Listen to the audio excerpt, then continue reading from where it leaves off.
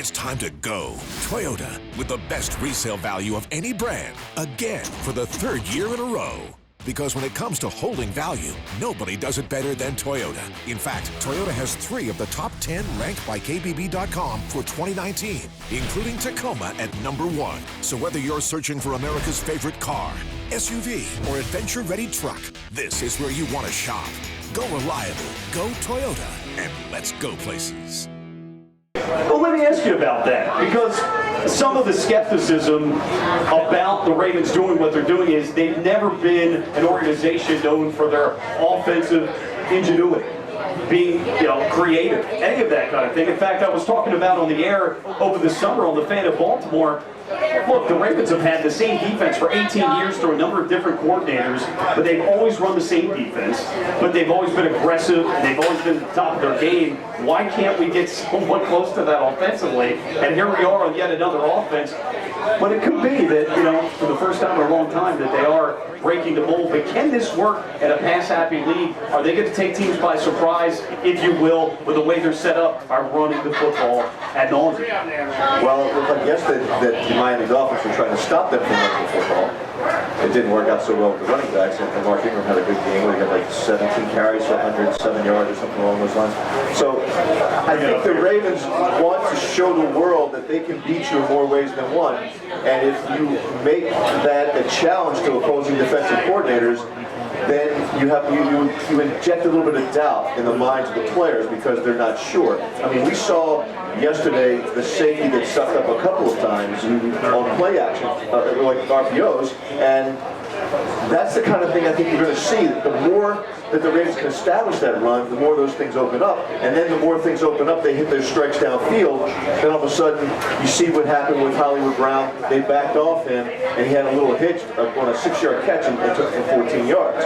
So those kinds of things are going to happen. So the Ravens are trying to become multiple, and if yesterday is any indication, they're on their way. And one of the things by bringing in so much talent and having so many guys to go to and making the defense pick the poison is they don't necessarily have to run Lamar Jackson that much. That's the thing that we were concerned about, is that style of play is not going to hold up over a 16-game season. Pocket quarterbacks still win Super Bowls as late as earlier this year in the 19 Super Bowl for the 18 season. But you see yesterday, they may not have to. Now, I'm sure there'll be games where, he's going to end up running 10 times, maybe 15. I'm sure at some point in a 16-game season he will, Tony.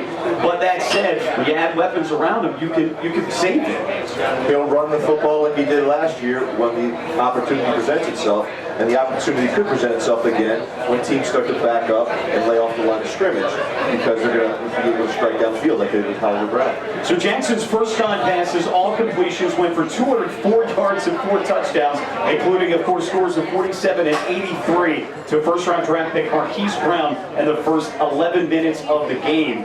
And plenty of time to throw. We talked about the fact he's very accurate. He's got the second longest streak right now in the NFL without an interception, but in total 324 yards, 5 touchdown passes. That's a career high in passing yards. He went 17 for 20, a new career high for completions. The completion percentage that is 85%, set a career and franchise single game records, and he recorded a perfect passer rating of 158.3, the first ever in franchise history. I think he's the youngest to do that as well. And Marquise Brown is now part of NFL history. I believe so. I believe he's the youngest to ever have a perfect passer rating. So that qualifies as a good day. I would say so. And how about Marquise Brown? He's now caught a touchdown pass for the last 3 Heisman Trophy winners.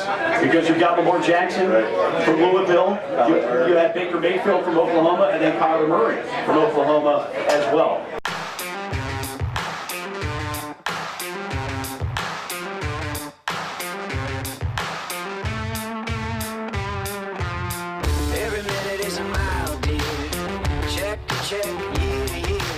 Now, yesterday, one of the areas that we've talked about Lamar Jackson, we talked about the running backs a little bit. The offensive line, though, is going to be paramount here this year, Tony, if they're going to run the football. And you've got Stura, who's back at center. We had some question marks about him last year, but he's the guy, at least right now this year. Yonda's back, good to go. He still looks very good. You got Orlando Brown at right tackle. Ronnie Stanley at left tackle. He had 2 penalties yesterday. But left guard was a spot up in the air. But again, as we talked, Bradley Bozeman, the guy there. Your thoughts on him, and if he should falter, will they hesitate to go with James Hurst so they didn't give this guy a shot for a while?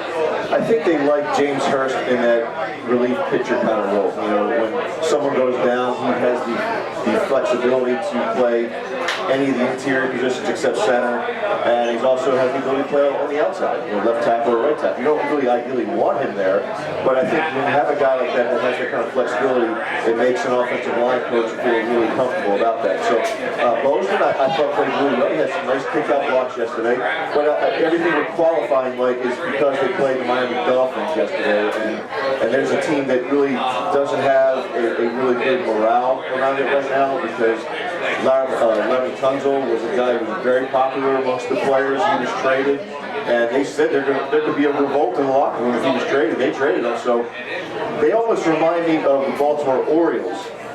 The NFL's answer to the Baltimore Orioles, where they're trading off guys and trying to build for the future. And, you know, that doesn't make it easier for fans. It makes it easier for opponents. But, you know, I just think you got to, like, qualify what happened yesterday on the field, and we'll see what happens when they go to Kansas City in week 3, or when they play the Cleveland Browns at home in week 4, or go to the road in week 5 to play the Steelers. So we'll see, but I don't know how it could have been a better first start. Well, I think I totally agree. I think we all know that we got to qualify with Miami, but a couple of things as we know. The guys may have played a little bit more in the preseason than a lot of other teams, but still not a ton of time in the preseason as we know in general there. You're on the road, very hot environment. You're playing a team that you don't know much about, new coaching staff. They made a lot of trades, brand new. They made a lot of trades, a lot of shuffling around the personnel. It's a brand new offense. For them to do it the way they did it, and also you throw in special teams and defense, that week 1, you just don't expect to see that. I don't care if it's Miami. You don't expect to see that kind of output. So, I mean, I think that's what you have to feel good about, because if we came away winning this game, say 24-0, yeah, we take away some positives and all that, but we would then be saying, wait a minute, that's Miami. Why didn't we win by a greater margin? Well, now that we are, we're qualifying. So you can't win, right? But a great first game for the team, and you know what I really like about this team too, Mike, is that they really seem to be meshing as a team. One of the first things John Harbaugh ever said, I think it was during his introductory press conference, was team, team, team. And this team really is meshing together. Just a perfect example of how they're all in. RG3 has a child on Saturday night. They allow him to stay with his wife and newborn child on Saturday. Now, he's the backup quarterback who has to be all in case Lamar's hurt.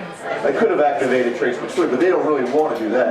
No, so he's the backup, an important role on that team. They allow him to do that and fly in Saturday night.